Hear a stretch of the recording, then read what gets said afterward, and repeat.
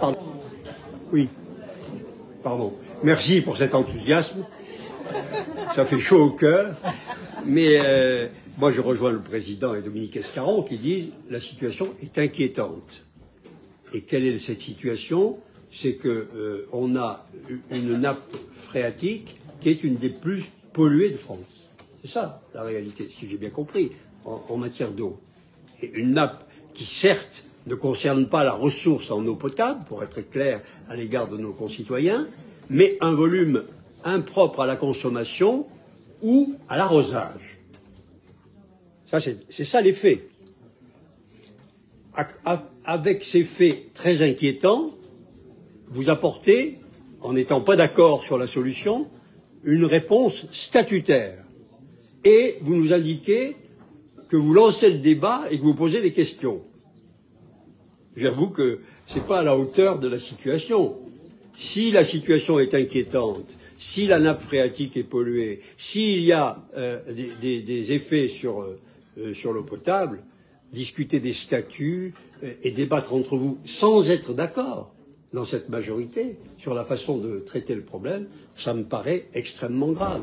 Madame Olmos a donc fait un signalement, si j'ai bien compris, il y a quelque temps, puis au sein du conseil municipal s'est rallié à la plainte. Le président Ferrari, lui, il nous indique qu'avec ça, ça va lui permettre de comprendre ce qui se passe. Écoutez, moi je suis très inquiet de vous, parce que le président de la métropole, le maire de Grenoble et le préfet de l'Isère, il n'y a pas besoin de tout ça pour ça. On connaît l'origine de la pollution, on sait où elle est à Jarry, vous pouvez y aller. C'est faux?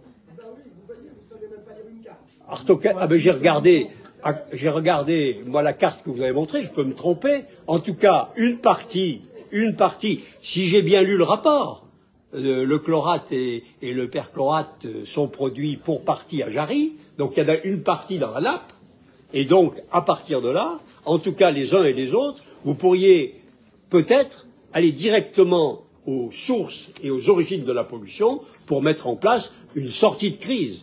En tout cas, ce que je peux vous indiquer, compte tenu des rapports que vous avez entre vous et de ce que vous exprimez là, c'est que les solutions statutaires ne résoudront rien aux problématiques que vous nous écrivez comme inquiétantes. Voilà ce que je peux dire en l'état. Et je regrette, vous indiquez que vous craignez d'être attaqué pour inaction. Moi, je vous indique que ce n'est pas vous qui êtes responsable, c'est l'état de votre majorité qui a effectivement sur ces sujets une totale inaction.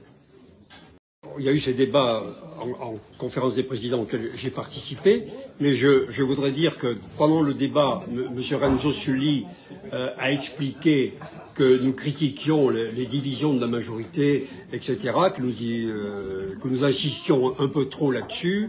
Éric Piolle, lui, a fait allusion aux années 80, sur lesquelles il a été très disert, oubliant d'ailleurs les condamnations plus récentes dont il a été l'objet et qui sont plus actuelles, puisqu'il a été condamné lui-même pour favoritisme, il faut quand même le rappeler, ce qui est une atteinte à la probité selon le code pénal, et qu'il faut aussi rappeler, puisqu'il fait allusion à des époques très anciennes.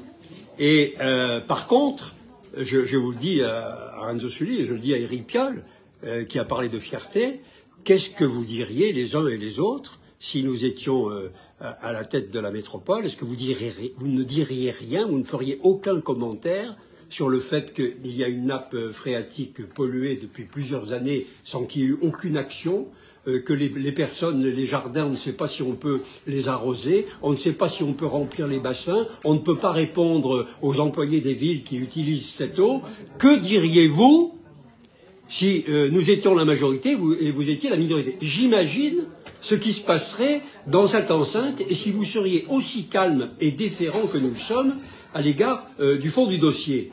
Alors, Monsieur le Président, vous proposez d'avancer, à mon avis, très petitement, avec les statuts pour prendre une partie ou tout partie de compétences sur ces sujets pour pouvoir essayer d'avancer avec une pollution dont certains élus nous ont dit qu'ils avaient connaissance depuis longtemps, dont d'autres nous indiquent que c'est une mise en danger de la vie d'autrui. C'est quand même un membre de la majorité vice-président qui a dit cela cet après-midi.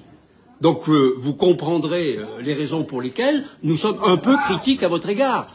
Veuillez nous pardonner d'être un peu critiques à votre égard, parce que c'est tout de même, si ce n'est pas de votre compétence, c'est de votre responsabilité politique, nous en sommes tous conscients. Alors pour notre part, après les débats qui ont eu lieu, vous est proposé de scinder et de prendre en compte cette compétence, entre guillemets, de l'eau pour essayer d'agir contre la pollution de la nappe phréatique.